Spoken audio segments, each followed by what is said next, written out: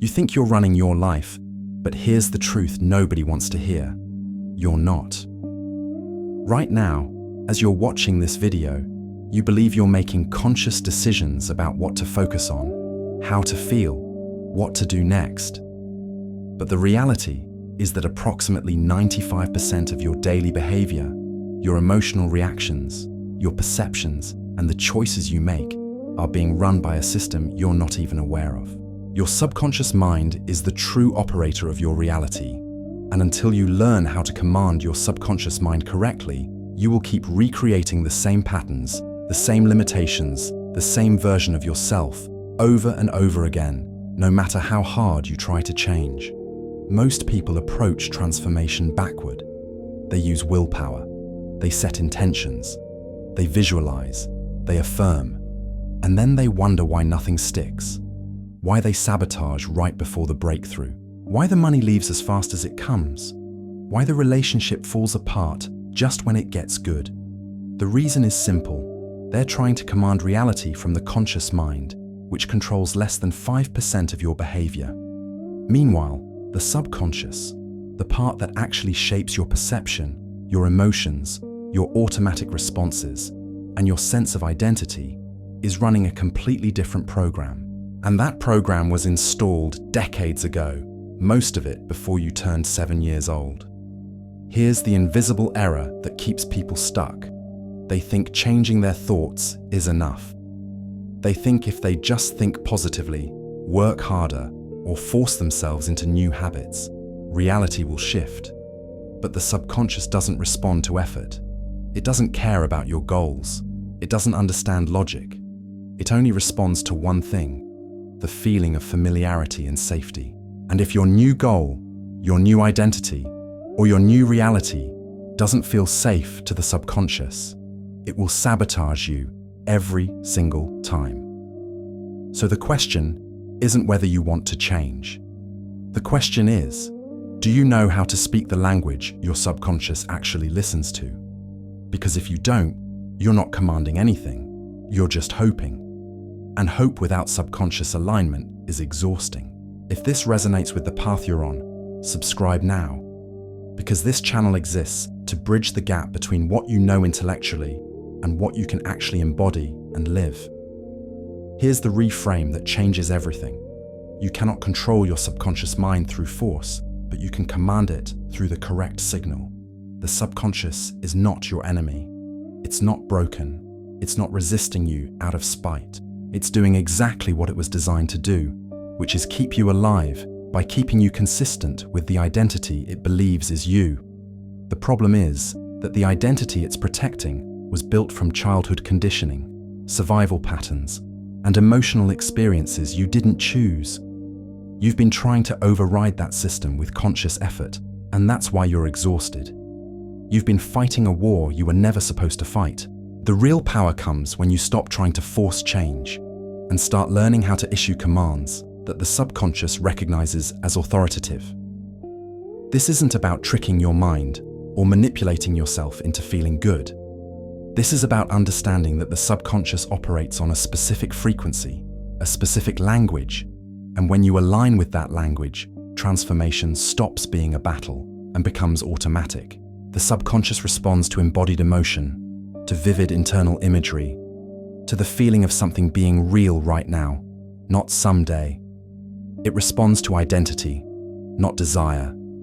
It responds to calm certainty, not desperate effort. Most people are speaking English to a system that only understands frequency. They're using words when the subconscious only hears emotion. They're setting goals when the subconscious is checking for congruence with identity. And this is why manifestation feels hard for so many people. They're working at the wrong level. They're trying to change outcomes when they should be commanding the internal operating system that generates those outcomes. The moment you understand this distinction, everything shifts. You stop chasing, you stop forcing, you stop wondering why it's not working. You start commanding from the level that actually creates reality. And here's the part most people miss. The question we'll answer by the end of this video. What happens when you finally stop negotiating with your subconscious and start directing it with the authority it was built to follow? Let me explain how this actually works, because once you see it, you can't unsee it. Your conscious mind, the part of you that's logical, analytical, and goal-oriented, operates at about 40 bits of information per second. It's the part of you that reads, plans, and makes deliberate choices. Your subconscious mind, on the other hand, processes approximately 11 million bits of information per second. It's controlling your heart rate, your breathing, your digestion, your immune response, your emotional reactions, your habitual behaviors, and your entire perception of reality. It's running your life at a speed and scale your conscious mind cannot even comprehend. Think of it like this. Your conscious mind is the captain standing on the deck of a massive ship, believing he's steering. But the subconscious is the entire engine room, the crew, the navigation system, and the autopilot, all working below the surface. The captain can shout orders all day long, but if those orders don't reach the engine room in the language the crew understands, the ship keeps moving in the direction it was already programmed to go. This is why willpower fails. This is why discipline collapses under stress. This is why you can know exactly what you should do and still not do it. The conscious mind wants change, but the subconscious is committed to consistency. Dr. Bruce Lipton, a cellular biologist, explains that the subconscious mind is essentially a recording device. From birth to around age 7, your brain operates primarily in theta and delta wave states, the same brainwave frequencies associated with hypnosis. During this time, you're absorbing everything around you without a filter, without critical thinking, without the ability to question whether what you're learning is true or useful. You're downloading the operating system that will run your adult life. If you grew up watching a parent struggle with money, your subconscious recorded the belief that money is hard, scarce, and stressful. If you saw love modeled as conditional, inconsistent, or painful, your subconscious encoded that as the template for relationships. If you were told, either directly or indirectly, that you weren't good enough, smart enough, or worthy enough, that became the baseline of your identity. And here's the key. The subconscious doesn't distinguish between past and present. It doesn't know that you're 35 years old now and no longer living in your childhood home. It's still running the same programs, still reacting to the world as if those early conditions are still true. This is why people recreate the same dynamics in every relationship. Why they hit the same income ceiling no matter how hard they work. Why they feel anxious even when life is objectively good. The subconscious is not responding to your current reality. It's responding to the reality it was conditioned to expect. Now, many of us in this community already understand that the subconscious mind shapes perception and behavior. But here's where it gets deeper. The subconscious doesn't just influence your actions, it literally filters your perception of reality. It determines what you notice, what you ignore, what feels possible, and what feels impossible. Two people can walk into the same room, and one sees opportunity while the other sees threat. Same room, different subconscious programming. Same reality, different perception. And perception is what collapses possibility into experience. This is the bridge between quantum physics and neuroscience. The observer effect isn't just philosophical, it's biological. Your subconscious mind is the observer, and it's collapsing reality into the pattern it expects, the pattern it was programmed to see. So when you learn how to command your subconscious mind, you're not just changing behavior, you're changing the lens through which reality is perceived and therefore experienced. Now let's talk about why most people fail when they try to reprogram the subconscious, because understanding the mistakes is just as important as understanding the solution. The first and most common error is trying to change the subconscious through repetition of words alone. People repeat affirmations like, "I am wealthy," "I am confident," "I am loved," while feeling the complete opposite inside. They're speaking words their conscious mind chose, but their body, their nervous system, and their subconscious are broadcasting a completely different signal. The subconscious doesn't listen to words. It listens to the emotional state and the physiological frequency behind those words. If you're saying, "I am abundant," while your chest is tight, your breath is shallow, and your stomach is clenched with anxiety, the subconscious receives the message of lack, not abundance. The words are irrelevant. The feeling is the command. The second mistake is trying to force change through discipline and willpower. People wake up early, follow rigid routines, push through resistance, and exhaust themselves trying to become someone new. And for a while, it works. They see progress. They feel momentum. But the moment stress hits, the moment life gets hard, the old patterns come roaring back. Why? Because willpower is a conscious function, and the conscious mind can only override the subconscious for short periods of time. It's like holding your breath. You can do it, but eventually, the body takes over and forces you to breathe. The subconscious always wins in the long run. Real transformation doesn't come from overpowering the subconscious. It comes from reprogramming it so that the new behavior feels natural, automatic, and aligned with who you are at the identity level. The third mistake, and this one is subtle, is trying to become someone new without first making peace with the current identity. People try to jump from one version of themselves to another without acknowledging that the subconscious is deeply attached to the current version. It doesn't matter if that version is painful or limiting. It's familiar. And to the subconscious, familiar equals safe. So when you try to change too fast, when you push for a new identity without honoring the protective function of the old one, the subconscious perceives threat and pulls you back. This is why so many of us experience sabotage right before a breakthrough. It's not bad luck.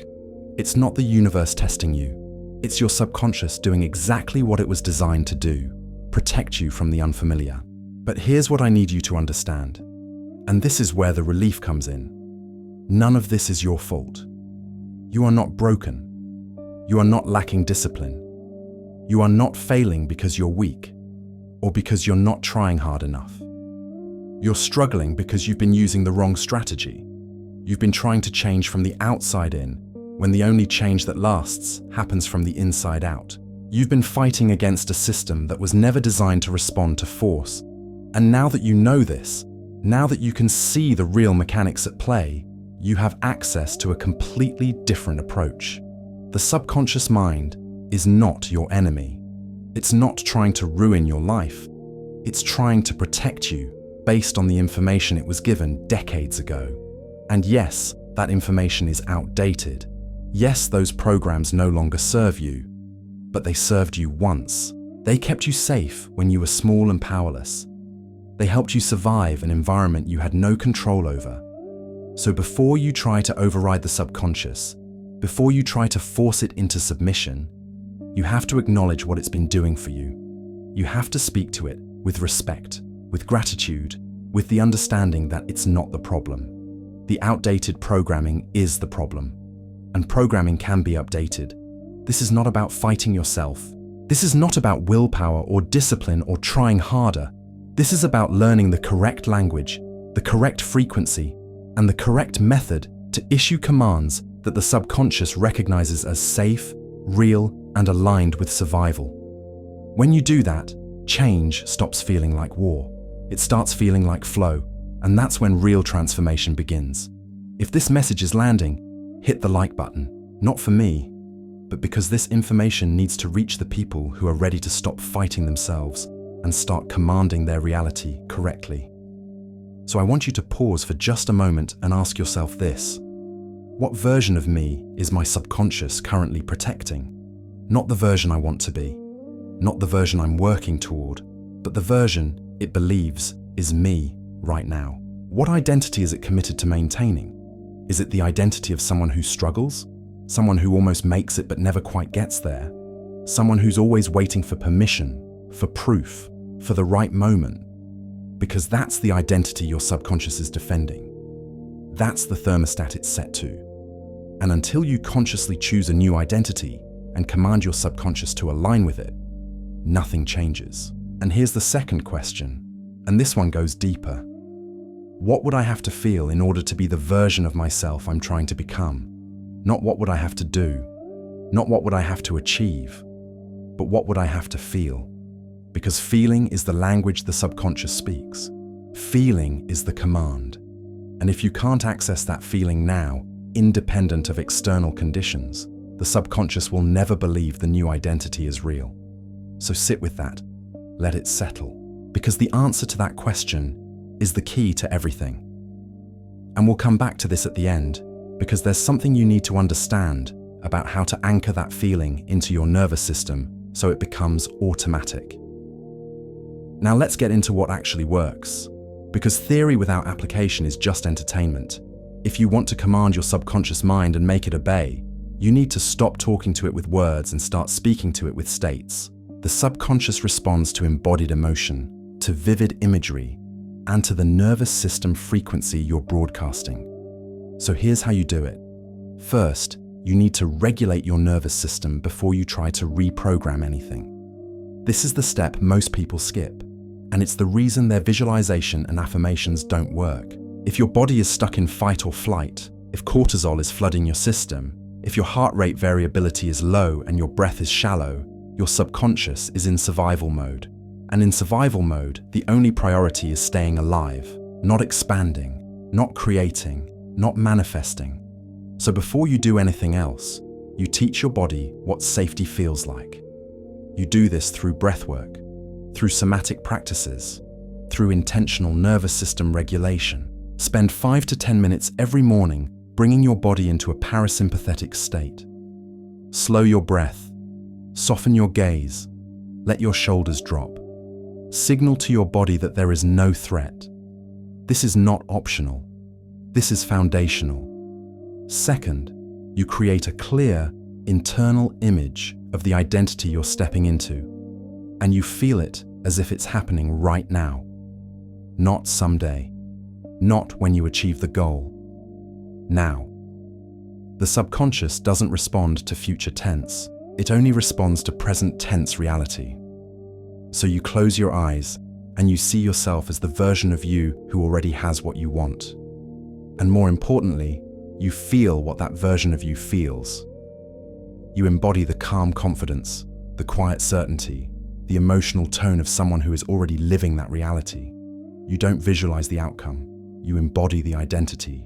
And you do this every single day until the feeling becomes familiar, until the subconscious starts to recognize it as the new normal. Third, you make micro decisions throughout your day that align with the new identity. The subconscious learns through repetition and consistency, not through grand gestures. So you ask yourself, what would the version of me I'm becoming do right now? How would they speak? How would they move? How would they respond to this situation? And then you do that, not perfectly, not every time, but consistently enough that the subconscious starts to see a pattern, starts to recognize that this new identity isn't a fantasy, it's becoming the dominant frequency. People who are walking this path with us are seeing real shifts, not because they're doing something complicated, but because they're finally speaking the language the subconscious actually understands. They're not forcing, they're commanding, and there's a massive difference. Now, I created the manifestation path as a living extension of everything I share in this channel. It's not a course or a theory. It's a practical, day-by-day journey to reprogram your identity and hold your new frequency in real life. I designed it to walk with you through that moment when you've already understood the truth, but now need to integrate it, live it, embody it. If this message resonates with you, you'll find the link in the description. It's the natural next step on your path of expansion. Now let's talk about what happens when you actually start doing this work, because it's not going to feel smooth at first. When you begin to command your subconscious and shift your identity, your body and mind will resist. You'll feel like an imposter. You'll have days where the old patterns come back with force. You'll doubt whether any of this is real or if you're just pretending. And here's what you need to know. That's not failure. That's evidence that you're actually changing. The subconscious resists unfamiliarity because unfamiliarity feels unsafe. So when you start embodying a new identity, when you start holding a new frequency, the subconscious will test whether it's real. It'll throw old emotions at you. It'll bring up old memories. It'll remind you of every time you failed before. This is not sabotage, this is recalibration. The subconscious is checking to see if you're serious, if this new identity is solid, or if you're going to collapse back into the old pattern the moment things get hard. So the real victory isn't avoiding the dips. The real victory is how fast you return to center. Those of us on this path, we all experience the same thing. We all have moments where the old version shows up. But the difference is, we don't stay there. We recognize it. We breathe. We come back to the embodied state. We remind the subconscious, this is who I am now. And every time we do that, every time we choose the new identity over the old pattern, the subconscious learns. It adapts. It starts to trust that the new version is safe. And that's when the shift becomes permanent. So here's what I want you to do. Before you leave this video, I want you to make a choice, not a big one, not a life-altering decision, just a simple, quiet acknowledgement of the shift that's happening inside you right now. You've just learned that your subconscious is not your enemy, that your struggles weren't because you were broken or lazy or incapable. They were because you were using the wrong language to communicate with the part of you that actually runs your life. And now, you know the real language. You know that the subconscious responds to feeling, to embodiment, to identity, not to effort. You know that transformation doesn't come from force. It comes from commanding the internal operating system with the authority it was built to follow. So here's the symbolic action. Leave a comment. Share with this community one of 4 things. Either share the identity you're choosing to step into from this point forward, or share the most important thing you learned in this video that's going to shift your approach. Or tell us the next practice you're committing to based on what you now understand. Or share a personal story that shows how this message connects with your reality. This isn't just a comment. This is you declaring to your subconscious that something has shifted, that you're no longer the person who hopes for change. You're the person who commands it. And here's the answer to the question we opened with. What happens when you stop negotiating with your subconscious and start directing it with authority? Reality stops resisting. It starts reflecting. You are not someone who stumbled onto this video by accident. You're someone who's been walking a path of expansion, of awakening, of refusing to settle for a reality that doesn't match what you know is possible. And people like us, people who've already begun to see through the illusion of surface-level change, we don't stop here. We keep going, we keep integrating, we keep embodying, because the journey of commanding your subconscious mind and reprogramming your identity isn't a one-time event. It's a daily practice. It's a way of life. And if you feel like you belong in this space, if this message resonates with the frequency you're holding, then subscribe, because every video on this channel is designed to take you deeper into the mechanics of transformation, deeper into the intersection of neuroscience, quantum physics, and identity-based creation. This is where science meets embodiment. This is where logic meets feeling. This is where you stop being a passenger in your own life and become the one issuing the commands. The next video is already waiting for you, and it's going to build on everything we just covered. So don't stop here. Let this be the beginning of a new baseline, a new frequency, a new identity.